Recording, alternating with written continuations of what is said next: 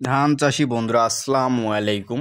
বন্ধুরা আজকে আমরা জানবো যে ধান খেতে আমরা এমিস্টার টপের সাথে ইনসিপিও স্প্রে করা যাবে কিনা বা একসাথে প্রয়োগ করা যাবে কিনা এবং একসাথে প্রয়োগ করলে কাজ কেমন হবে বা ফলাফল কেমন হবে।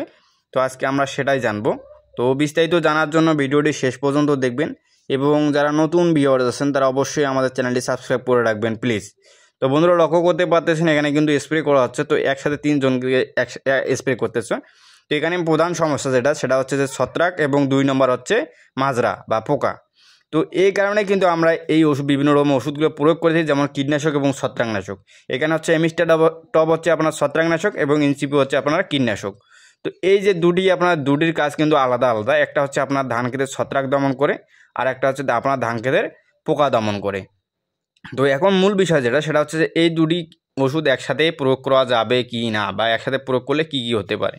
তো দুটি ওষুধের কাজ যেহেতু আলাদা আলাদা, তো ওষুধ দুটো কিন্তু স্প্রে করা উচিত আলাদা আলাদাভাবে। তো স্প্রে করা একসাথে যাবে তার কিছু নিয়ম আছে। তো স্প্রে করার জন্য আপনাকে কী করতে হবে, আপনাকে এমিস্টার টপ আলাদা গুলাতে হবে এবং আপনাকে ইনসিপিও আলাদা ভাড়ায় গুলাতে হবে। তো গুলানোর পর যখন আপনারা স্প্রে করবেন মেশিন দিয়ে, স্প্রে করার আগে আগে আপনারা কী করবেন, মানে দুটি ওষুধ থেকে 2 মগ পানি আপনার মেশিনে দেবেন। তো মেশিনে দিয়ে যখন আপনারা স্প্রে করবেন তখন আপনারা একসাথে স্প্রে করে দিতে পারবেন।